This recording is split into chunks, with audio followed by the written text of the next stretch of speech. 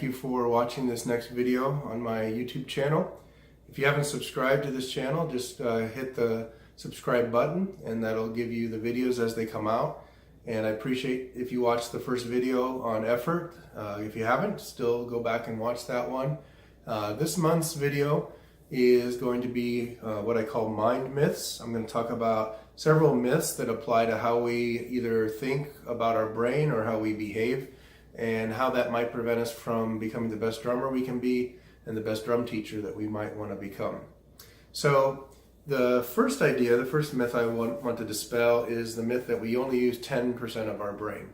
Now this one is something that you might have heard of. It's been in popular movies, it's been in the media, and we only use 10% of our brain probably came from a psychologist named William James, who said we only use 10% of our human potential. Well, that over time became altered and changed into we only use 10% of our brain tissue. Well, we have modern brain imaging technology now that lets us see how the brain is performing while we are alive and breathing, and we utilize a lot of our brain just to breathe, to think, to walk, to talk, communicate. These are all basic behaviors that we do every day, and we utilize many areas of the brain to accomplish those. So I think that myth can be harmful if you're a musician, though, because it sort of implies that you'll never quite get to be the best drummer in this case, or the best musician you can be, and that there's some murky, untapped potential lying in all of us. Well, I do think that we have untapped potential, but the idea that if we could increase our brain potential to 30% or 40%, or what happens if we could increase it to 80%, that we all of a sudden become a phenom and we become this amazing musician and drummer. I think that's where the myth is dangerous, because that's a fallacy, that's a fantasy that will never be true. So if you put in hard work and you practice and get good teaching instruction and so forth, those are the better routes to becoming a better drummer, rather than thinking that, well, if I could only figure out a way to tap into all my brain capacity or ability. We are tapping into all of our brain capacity and ability on a daily basis. It's just that a lot of things take hard work and consistency. Second myth I'd like to talk about is that sometimes people refer to people as either right brain people or left brain people. And if you're a right brain person, you're more artistic and musical. If you're left brain, then of course you're more analytical or mathematical. And we know that we use both hemispheres of our brain, and that's why this is considered a myth.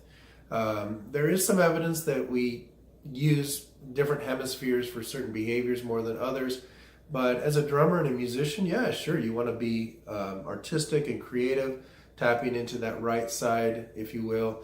But think about it, you also want to be mathematical. You want to be utilizing sort of left brain abilities, because you might be working on time signatures and you have to calculate the number of beats that you need to play.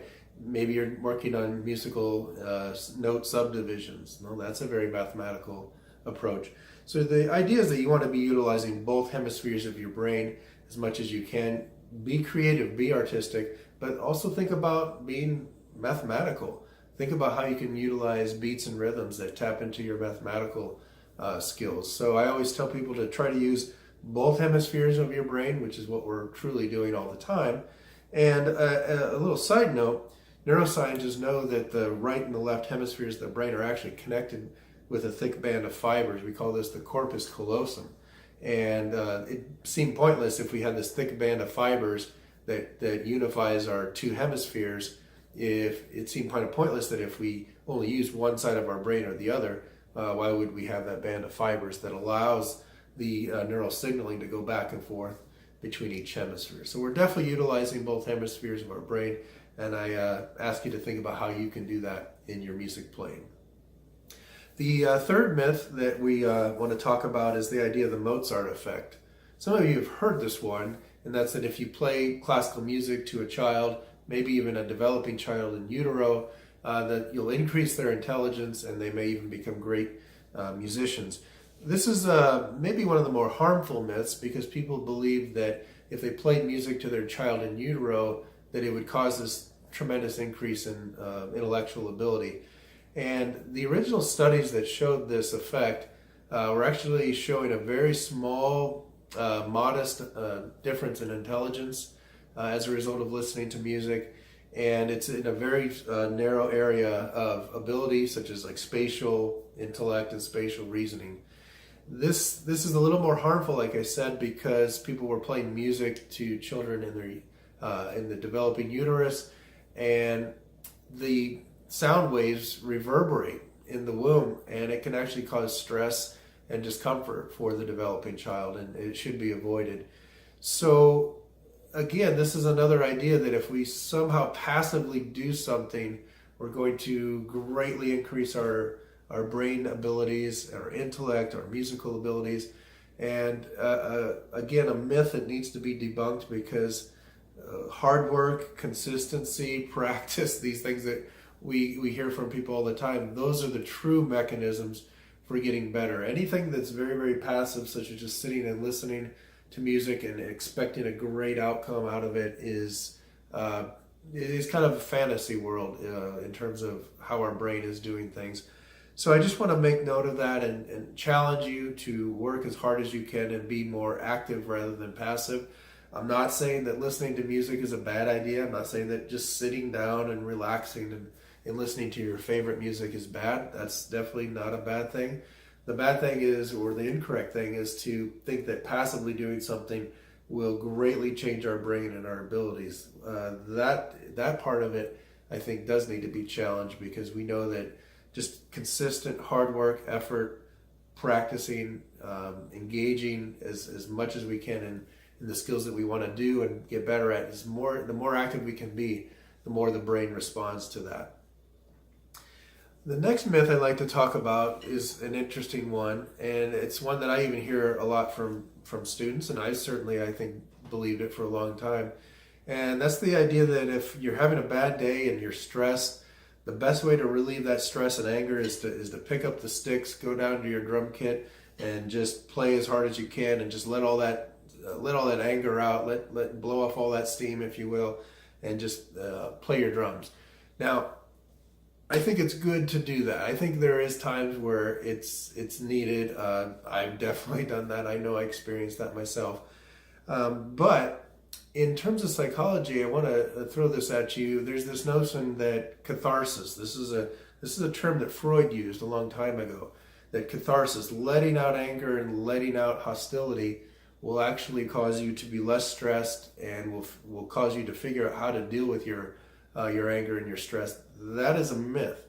Studies have shown that if people act out their aggressions and their hostilities, they will actually tend to rely more on aggressive and hostile actions when they're put in those situations, and that's the danger. I just heard on the radio a couple weeks ago about how a place in Japan was asking people who were stressed out by work to go to this place where they could actually break things in a room, and breaking things would let out all the hostility and they would deal with their stress better. Again, stress management involves a lot of things. You can look into a lot of resources to deal with stress management, and one of the things that isn't effective is to just continuously let your stress out through these angry responses and bashing the drums and these sorts of things.